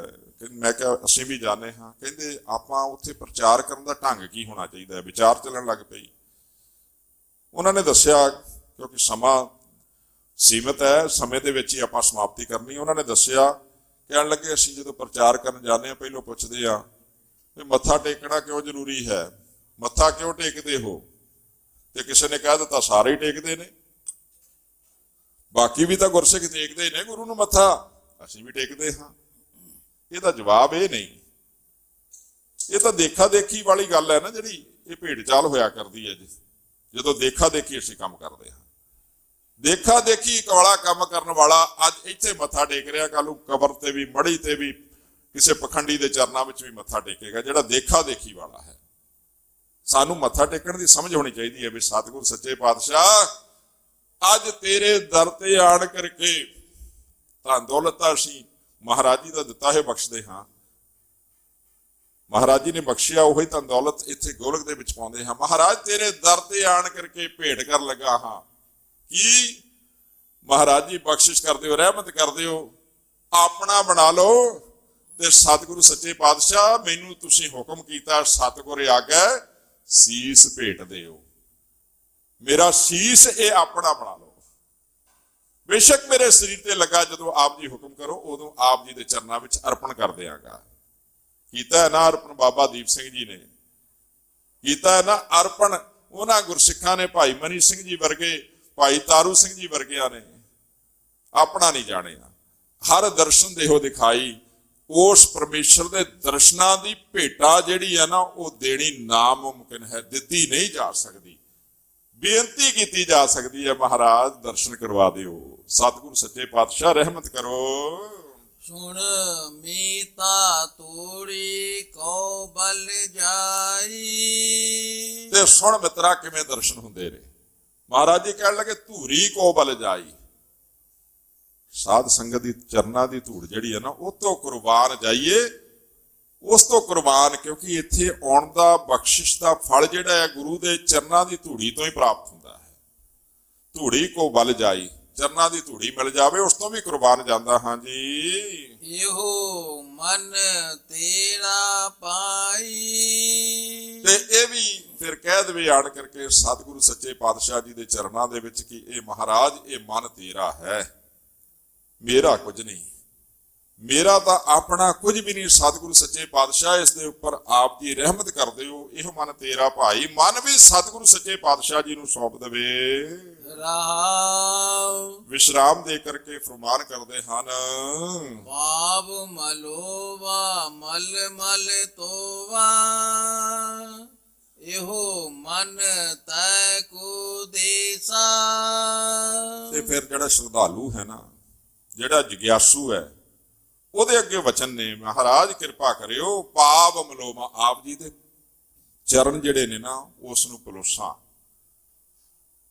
ਮੁੱਠੀ ਚਾਪੀ ਕਰਾਂ, ਮਲ ਮਲ ਧੋਵਾਂ, ਇਹਨਾਂ ਨੂੰ ਮਲ ਮਲ ਕਰਕੇ ਸਤਿਗੁਰ ਸੱਚੇ ਪਾਤਸ਼ਾਹ ਆਪ ਜੀ ਦੇ ਚਰਨਾਂ ਨੂੰ ਧੋਣਾ ਕਰਾਂ। ਇਹੋ ਮਨ ਤੈ ਕੋ ਦੇਸਾ, ਇਹ ਮਨ ਵੀ ਸਤਿਗੁਰੂ ਸੱਚੇ ਪਾਤਸ਼ਾਹ ਇਹੋ ਜੀ ਰਹਿਮਤ ਕਰਦੇ ਹੋ, ਇਹੋ ਜੀ ਬੁੱਧੀ ਬਖਸ਼ਿਸ਼ ਕਰਦੇ ਹੋ। ਮਹਾਰਾਜ ਇਹ ਮਨ ਵੀ ਤੁਹਾਨੂੰ ਦੇ ਦੇਵਾਂ, ਮਹਾਰਾਜ ਆਪ ਜੀ ਦੇ ਚਰਨਾਂ ਦੇ ਵਿੱਚ ਭੇਟ ਕਰ ਦਵਾਂ। ਸੀਸ ਭੇਟ ਕਰ ਦਿੱਤਾ, ਮਨ ਵੀ ਭੇਟ ਕਰ, ਰਹਿਮਤ ਹੋ ਜਾਵੇਗੀ, ਬਖਸ਼ਿਸ਼ ਹੋ ਜਾਵੇਗੀ। ਜਿੱਦਣ ਆਪਣੇ ਮਨ ਦੇ ਪਿੱਛੇ ਹੀ ਲੱਗਾ ਰਿਹਾ ਨਾ, ਫਿਰ ਰਹਿਮਤ ਕੋਈ ਨਹੀਂ, ਕੋਈ ਬਖਸ਼ਿਸ਼ ਕੋਈ ਨਹੀਂ। ਮਨ ਦੇ ਪਿੱਛੇ ਲੱਗ ਕਰਕੇ ਤਾਂ ਸਤਿਗੁਰੂ ਸੱਚੇ ਪਾਤਸ਼ਾਹ ਜੀ ਨੂੰ ਲੋਕ ਵਿਦਾਵਾ ਵੀ ਦੇ ਦਿੰਦੇ ਨੇ, ਤੇ ਜਦੋਂ ਸਤਿਗੁਰੂ ਸੱਚੇ ਪਾਤਸ਼ਾਹ ਜੀ ਦੇ ਪਿੱਛੇ ਲੱਗਦੇ ਨੇ ਵਿਦਾਵੇ ਪੜਵਾ ਲੈਂਦੇ ਨੇ। ਇਹ ਮਨ ਤੈ ਕੋ ਦੇਸਾ, ਸਤਿਗੁਰੂ ਸੱਚੇ ਪਾਤਸ਼ਾਹ ਮਨ ਆਪ ਜੀ ਦੇ ਚਰਨਾਂ ਵਿੱਚ ਭੇਟ ਕਰ ਦਿੱਤਾ ਹੈ। ਸੁਣ ਮੀਤਾ ਹਉ ਤੇਰੀ ਸਰਨਾਈ ਆਇਆ। ਪ੍ਰਭ ਮਿਲੋ ਦੇਹੋ ਉਪਦੇਸਾ। ਐ ਸਤਿਗੁਰੂ ਸੱਚੇ ਪਾਤਸ਼ਾਹ ਮਿੱਤਰ ਮੇਰੇ, ਤੇਰੀ ਸ਼ਰਨ ਦੇ ਵਿੱਚ ਆਇਆ ਹਾਂ, ਅਜਿਹਾ ਉਪਦੇਸ਼ ਦੇਣਾ ਕਰੋ ਸਤਿਗੁਰੂ ਸੱਚੇ ਪਾਤਸ਼ਾਹ ਜੀ, ਵੀ ਉਸ ਪ੍ਰਭੂ ਪਰਮਾਤਮਾ ਦਾ ਮਿਲਾਪ ਹੋ ਜਾਵੇ। ਮਾਨ ਨ ਕੀਜੈ ਸ਼ਰਨ ਪਰੀ ਜੈ। ਕਰੇ ਸੋ ਭਲਾ ਮਨਾਈਐ। ਉੱਤਰ ਦਿੱਤਾ ਗੁਰਦੇਵ ਪਾਤਸ਼ਾਹ ਜੀ ਨੇ, ਕਹਿਣ ਲੱਗੇ ਕਿਸੇ ਪ੍ਰਕਾਰ ਦਾ ਹੰਕਾਰ ਨਾ ਕਰਿਆ ਕਰ ਗੁਰੂ ਕੇ ਸਿੱਖਾ, ਮਾਨ ਨਾ ਕੀਜੈ ਸ਼ਰਨ ਪਰੀਜੈ, ਸ਼ਰਨ ਦੇ ਵਿੱਚ ਰਿਹਾ ਕਰ ਸਤਿਗੁਰੂ ਸੱਚੇ ਪਾਤਸ਼ਾਹ ਜੀ ਦੀ। ਕਰੇ ਸੋ ਭਲਾ ਮਨਾਈਏ, ਜੋ ਪਰਮੇਸ਼ਰ ਕਰਦਾ ਹੈ ਨਾ ਉਸ ਨੂੰ ਭਲਾ ਕਰਕੇ ਮੰਨਿਆ ਕਰ, ਉਹ ਤੇਰਾ ਭਲਾ ਕਰ ਰਿਹਾ ਹੈ। ਕਹਿੰਦੇ ਨੇ ਇੱਕ ਰਾਜਾ ਜੰਗਲ ਦੇ ਵਿੱਚ ਗਿਆ, ਜੰਗਲ ਦੇ ਵਿੱਚ ਗਿਆ ਤੇ ਉਸ ਦਾ ਆਪਣਾ ਹੀ ਇੱਕ ਹੱਥ ਦਾ ਅੰਗ ਨਾ, ਉਂਗਲੀ ਇੱਕ ਜਿਹੜੀ ਹੈ ਆਪਣੀ ਤੀਰ ਦੇ ਨਾਲ, ਆਪਣੀ ਕਿਰਪਾਨ ਦੇ ਨਾਲ, ਕਿਸੇ ਸ਼ਸਤਰ ਦੇ ਨਾਲ ਕੱਟ ਗਈ ਹੈ। ਤੇ ਆਪਣੇ ਮੰਤਰੀ ਨੂੰ ਕਹਿਣ ਲੱਗਾ ਵੀ ਮੇਰੀ ਉਂਗਲ ਕੱਟ ਗਈ। ਕਹਿਣ ਲੱਗਾ ਭਲਾ ਹੋਇਆ। ਤੇ ਕਹਿੰਦੇ ਇਹ ਕੀ ਕੰਮ ਹੈ? ਰਾਜਾ ਕਹਿਣ ਲੱਗਾ ਵੀ ਮੰਤਰੀ ਨੇ ਕਹਿ ਦਿੱਤਾ ਭਲਾ ਹੋਇਆ, ਮੰਤਰੀ ਨੂੰ ਕੱਢ ਦਿੱਤਾ। ਮੰਤਰੀ ਕਹਿੰਦਾ ਇਹ ਵੀ ਭਲਾ ਹੋਇਆ। ਹੁਣ ਕੁਝ ਸਮਾਂ ਹੋਇਆ, ਰਾਜੇ ਦੀ ਉਂਗਲ ਠੀਕ ਹੋਈ, ਜੰਗਲ ਦੇ ਵਿੱਚ ਫੇਰ ਸ਼ਿਕਾਰ ਖੇਡਣ ਗਿਆ ਤੇ ਅੱਜ ਇੱਕ ਇਹੋ ਜਿਹੀ ਜਗ੍ਹਾ ਦੇ ਵਿੱਚ ਪਹੁੰਚ ਗਿਆ, ਉੱਥੋਂ ਦੇ ਲੋਕ ਜਿਹੜੇ ਸਨ ਉਹ ਬੜੇ ਜ਼ਾਲਮ ਕਿਸਮ ਦੇ ਸਨ, ਉਹਨਾਂ ਨੇ ਪਕੜਿਆ ਤੇ ਕਹਿੰਦੇ ਅੱਜ ਬਲੀ ਦੇਣੀ ਹੈ ਇੱਕ ਇਨਸਾਨ ਦੀ ਰਾਣੀ ਮਾਤਾ ਦੇ ਅੱਗੇ, ਤੇ ਬਲੀ ਦੇਣ ਦੇ ਲਈ ਤਿਆਰ ਕੀਤਾ, ਰਾਜੇ ਨੂੰ ਬਲੀ ਦੇਣੀ ਹੈ ਉਸ ਰਾਜੇ ਦੀ। ਤੇ ਜਦੋਂ ਦੇਖਿਆ ਉਸਦਾ ਇੱਕ ਅੰਗ ਕੱਟਿਆ ਹੋਇਆ, ਕਹਿੰਦੇ ਛੱਡ ਦਿੱਤਾ, ਕਹਿੰਦੇ ਇਹਦੀ ਬਲੀ ਨਹੀਂ ਦਿੱਤੀ ਜਾ ਸਕਦੀ, ਇਹਦਾ ਇੱਕ ਅੰਗ ਘੱਟ ਹੈ। ਹੁਣ ਵਾਪਸ ਆਇਆ, ਕਹਿੰਦੇ ਵੀ ਉਸ ਮੰਤਰੀ ਨੇ ਕਿਹਾ ਸੀ ਭਲਾ ਹੋਇਆ, ਮੰਤਰੀ ਨੂੰ ਬੁਲਾ ਲਿਆ, ਕਹਿੰਦੇ ਤੂੰ ਕਿਹਾ ਸੀ ਤੇਰੀ ਉਂਗਲੀ ਕੱਟੀ ਹੋਈ ਭਲਾ ਹੋਇਆ। ਕਹਿਣ ਲੱਗਾ ਇਸੇ ਕਰਕੇ ਕਿਹਾ ਸੀ, ਜੇ ਤੂੰ ਅੱਜ ਗਿਆ ਉਹਨਾਂ ਦੇ ਘੇਰੇ ਵਿੱਚ ਆ ਗਿਆ, ਜੇ ਉਂਗਲੀ ਨਾ ਕੱਟੀ ਹੋਈ ਤੇਰੀ ਅੱਜ ਬਲੀ ਦੇ ਦਿੱਤੀ ਜਾਣੀ ਸੀ। ਕਹਿੰਦੇ ਫਿਰ ਤੂੰ ਕਿਉਂ ਕਿਹਾ ਸੀ ਵੀ ਜਦੋਂ ਤੈਨੂੰ ਕੱਢ ਦਿੱਤਾ ਭਲਾ ਹੋਇਆ? ਕਹਿੰਦਾ ਇਹ ਵੀ ਭਲਾ ਹੀ ਹੋਇਆ ਸੀ, ਜੇ ਤੂੰ ਮੈਨੂੰ ਨਾ ਕੱਢਦਾ ਮੈਂ ਵੀ ਤੇਰੇ ਨਾਲ ਹੋਣਾ ਸੀ ਤੇ ਅੱਜ ਮੇਰੀ ਬਲੀ ਦੇ ਦੇਣੀ ਸੀ, ਇਹ ਵੀ ਭਲਾ ਹੋਇਆ। ਸੋ ਸਤਿਗੁਰੂ ਸੱਚੇ ਪਾਤਸ਼ਾਹ ਜੀ ਕਹਿੰਦੇ ਕਰੈ ਸੋ ਭਲਾ ਮਨਾਈਏ, ਜੋ ਕਰਦਾ ਹੈ ਨਾ ਉਸ ਦੇ ਵਿੱਚ ਭਲਾ ਹੀ ਮਨਾਉਣਾ ਚਾਹੀਦਾ ਹੈ ਜੀ। ਸੁਣ ਮੀਤਾ ਜਿਉ ਪਿੰਡ ਸਭ ਤਨ ਅਰਪੀਜੈ। ਇਉ ਦਰਸ਼ਨ ਹਰ ਜਿਉ ਪਾਈਐ। ਆਪਾਂ ਦਰਸ਼ਨ ਕਰਨ ਆਏ ਨਾ ਸਤਿਗੁਰੂ ਸੱਚੇ ਪਾਤਸ਼ਾਹ ਜੀ ਦੇ। ਪੰਜਾਬ ਤੋਂ ਚੱਲ ਕਰਕੇ ਸੰਗਤ ਆ ਰਹੀ, ਦੇਸ਼ਾਂ ਵਿਦੇਸ਼ਾਂ ਤੋਂ ਚੱਲ ਸੰਗਤ ਆਉਂਦੀ ਹੈ। ਮਹਾਰਾਜ ਜੀ ਕਹਿੰਦੇ ਦਰਸ਼ਨ ਹੋਣਗੇ। ਦਰਸ਼ਨ ਹੋਣਗੇ ਕਿਵੇਂ? ਕਹਿੰਦੇ ਸੁਣ ਮੀਤਾ ਜੀਓ ਪਿੰਡ ਸਭ ਤਨ ਅਰਪੀਜੇ, ਅਰਪਣ ਕਰਦੇ ਕੀ? ਆਪਣੇ ਸਵਾਸ ਵੀ, ਪ੍ਰਾਣ ਵੀ, ਤਨ ਸਰੀਰ ਵੀ, ਕਹਿੰਦੇ ਸਭ ਕੁਝ ਹੀ ਆਪਣਾ ਸਤਿਗੁਰੂ ਸੱਚੇ ਪਾਤਸ਼ਾਹ ਜੀ ਨੂੰ ਅਰਪਣ ਕਰਦੇ, ਇਉਂ ਦਰਸ਼ਨ ਹਰਿ ਜੀਉ ਪਾਈਐ। ਇਸ ਤਰੀਕੇ ਦੇ ਨਾਲ ਉਸ ਪਰਮੇਸ਼ਰ ਦੇ ਦਰਸ਼ਨ ਪ੍ਰਾਪਤ ਹੋ ਸਕਦੇ ਨੇ। ਜੇ ਤੂੰ ਸਭ ਕੁਝ ਹੀ ਆਪਣਾ ਅਰਪਣ ਕਰ ਦੇਵੇਂਗਾ ਫੇਰ ਦਰਸ਼ਨ ਹੈ। ਜਿਸ ਦਿਨ ਥੋੜਾ ਜਿਹਾ ਵੀ ਹੰਕਾਰ ਹੋਇਆ ਨਾ, ਮੇਰੀ ਦੇਹੀ ਬੜੀ ਸੁੰਦਰ ਹੈ, ਸਰੂਪ ਬੜਾ ਸੁੰਦਰ ਹੈ, ਤੇ ਗੁਰੂ ਪਿਆਰਿਓ ਉਸ ਦਿਨ ਫਿਰ ਸ਼ੀਸ਼ੇ ਦੇ ਮੂਹਰੇ ਖੜਾ ਹੋ ਕਰਕੇ ਇਹ ਵੀ ਦੇਖਣ ਲੱਗ ਪੈਂਦਾ ਵੀ ਇੱਕ ਧੌਲਾ ਆ ਗਿਆ, ਇਹ ਵੀ ਅੱਜ ਕੱਢ ਦਵਾਂ। ਕੱਲ ਗੁਰੂ ਗੋਬਿੰਦ ਸਿੰਘ ਮਹਾਰਾਜ ਜੀ ਨੇ ਸਰੂਪ ਦੇਖਿਆ ਸੀ ਤੇ ਮੈਨੂੰ ਆਪਣੀ ਗਲਵਕੜੀ ਲਾ ਲਿਆ ਸੀ, ਤੇ ਦੂਸਰੇ ਦਿਨ ਗਿਆ ਨਾ, ਅੱਜ ਧੌਲਾ ਕੱਢ ਕਰਕੇ ਅੱਜ ਪਾਤਸ਼ਾਹ ਜੀ ਉਸ ਵੱਲ ਮੁਖ ਵੀ ਨਹੀਂ ਕਰਦੇ। ਕਿਉਂ? ਕਹਿੰਦੇ ਉਸ ਧੌਲੇ ਦੇ ਕਾਰਨ, ਉਸ ਹੀਰੇ ਦੇ ਕਾਰਨ ਹੀ ਤਾਂ ਤੈਨੂੰ ਗਲਵਕੜੀ ਲਾਇਆ ਸੀ, ਸੁੰਦਰ ਦਿਖਦਾ ਸੀ, ਕਾਲਿਆਂ ਦੇ ਵਿੱਚ ਇੱਕ ਸਫੇਦ ਸੁੰਦਰ ਦਿਖਦਾ ਸੀ, ਉਹਦੇ ਕਾਰਨ ਤਾਂ ਗਲਵਕੜੀ ਲਾਇਆ ਸੀ। ਸੋ ਸਤਿਗੁਰੂ ਸੱਚੇ ਪਾਤਸ਼ਾਹ ਜੀ ਨੂੰ ਜਿੰਨੀ ਦੇਰ ਤੱਕ ਆਪਣੇ ਉੱਪਰ ਮਾਣ ਹੈ ਨਾ, ਉਨੀ ਦੇਰ ਤੱਕ ਦਰਸ਼ਨ ਨਹੀਂ। ਮਹਾਰਾਜ ਜੀ ਕਹਿੰਦੇ ਸਭ ਕੁਝ ਹੀ ਅਰਪਣ ਕਰਦੇ, ਇਉਂ ਦਰਸ਼ਨ ਹਰਿ ਜੀਉ ਪਾਈਐ। ਸਤਿਗੁਰੂ ਮਹਾਰਾਜ ਜੀ ਨੇ ਦਰਸ਼ਨ ਪ੍ਰਾਪਤ ਕਰਨ ਦਾ ਤਰੀਕਾ ਦੱਸਿਆ ਹੈ ਜੀ। भयो अनुग्रहो प्रसाद संतन कै, हर नामा है मीठा। जिस दिन परमेश्वर का नाम मिठा लगन लग पिया, और मिठा कदों लगेगा? भयो अनुग्रह, परमात्मा कृपालु हो गया, दयालु हो गया। प्रसाद संतन के, सत संगत की किरपा द्वारा, संतां की किरपा द्वारा जिस दिन उस परमेश्वर का नाम मिठा लगन लग पिया, उस परमेश्वर की किरपा हो गई। जन नानक कौ गुर किरपा तारी, सब अकुल निरंजन डीठा। ते उस दिन जन सेवक दे उपर सतगुरु सच्चे पातशाह जी किरपा धारण करते हैं, बख्शिश करते हैं। गुरु की किरपा हो जाए, गुरु किरपा धारण कर लवे। सब अकुल, कुल तो रहत, सारिया कुलों तो रहत जिहड़ा वो परमेश्वर है। निरंजन, जिहड़ा कालख तो रहत है। अंजन रहत है। डीठा, डीठा कहते हैं दर्शन नूं। फिर उस परमेश्वर के दर्शन होया करते हैं। जदों सारिया कुलों तो रहत वो परमेश्वर के दर्शन उदों होने ने जब सब कुछ ही सतगुरु सच्चे पातशाह जी के अगे भेंट कर दिता। रहमत हो गई सतगुरु सच्चे पातशाह जी की।